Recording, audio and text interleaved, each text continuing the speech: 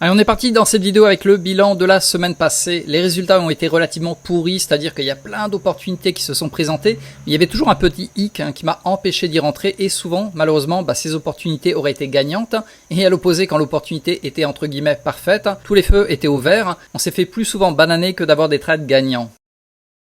Donc voilà les résultats de la semaine. Au total, j'ai 4 méthodes. La première méthode que j'ai ajoutée récemment, c'est la méthode FVG. Donc je vais le trader en 1 minute sur le MNQ, donc la version micro du Nasdaq. Et au total, on a enregistré un perdant et 2 gagnants sur la semaine. Donc voilà pour la méthode FVG. Pour la méthode drapeau, on a eu un seul trade qui a été perdant. Et ça, c'était assez ennuyeux parce qu'en fait, si je regarde la méthode drapeau, donc les résultats de la semaine, comme tu le vois, on a eu 3 opportunités que j'ai mis en arrière-plan orange.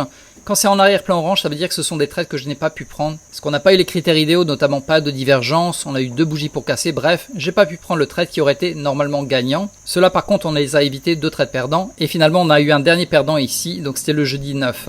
Pour la méthode 2 minutes breakout, on a eu un seul trade qui est arrivé au même moment ou juste après la méthode FVG. De toute manière, il aurait fait break-even, donc je le compte à 0. Et si je regarde les opportunités sur le breakout de cette semaine, à nouveau, pareil, tu vois là, en fait, on aurait eu un trade gagnant, 2 trades gagnants, 3 trades gagnants, mais il y avait toujours un petit truc qui empêchait de prendre le trade.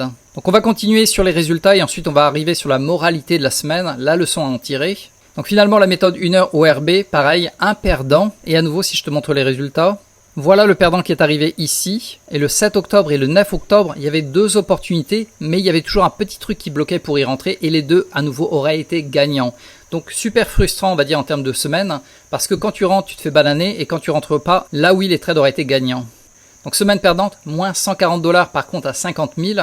Donc comme je te le dis, c'est pas la meilleure des semaines que j'ai connues. Il y en a eu d'autres comme ça, il y en aura d'autres comme ça. Des fois, ça s'éternise pendant plusieurs jours, pendant plusieurs semaines. Et ça fait partie du lot. Même les meilleurs traders au monde, des fois, ont des mois perdants. Donc naturellement, des semaines perdantes également, ça arrive très très souvent. Et on va en arriver justement à la leçon de la semaine. Pour moi, de mon côté, avant chaque séance, je vais toujours à la plage, revoir mes objectifs, visualiser en fait la manière dont je vais trader la journée, ou plutôt la soirée parce que je suis en Thaïlande, c'est plutôt le soir. Et à chaque fois, je vais revoir mes 3 valeurs qui sont patience. Je vais attendre le trade optimal. S'il n'arrive pas, je ne le prends pas. Discipline, quand je rentre dans le trade, je respecte mon stop loss. Je ne le bouge pas. Pareil pour le take profit. Et finalement, acceptance. J'accepte ce que le marché me donne. C'est-à-dire que là, cette semaine, honnêtement, il m'a donné de la merde. On a eu plus de trades perdants que de trades gagnants et on a eu pas mal d'opportunités. Il y avait toujours un petit truc qui bloquait et ces opportunités auraient été gagnantes. Donc frustration, pas terrible, mais bon, voilà, ça fait partie du lot. Comme je te le disais, il y aura toujours des semaines pas terribles, voire carrément ignobles, mais ça fait partie du jeu de trading. Et c'est là où c'est important de te reconnecter avec tes valeurs, ta vision sur le long terme, tes objectifs, et d'accepter en fait ce genre de situation un peu délicate parce que ça va t'amener en fait à la longévité. On peut pas être tout le temps gagnant, tous les jours tu vas rentrer dans les trades, tu vas faire des profits, tous les jours tu vas faire 100 $, 100 $ au minimum, des fois tu vas faire 300 $, des fois tu vas faire 150 $, ça c'est trop idéaliste. Ça n'arrivera jamais, tu auras des jours sans trade, tu auras des jours perdants, tu auras des semaines pourries, mais également tu auras des mois fantastiques.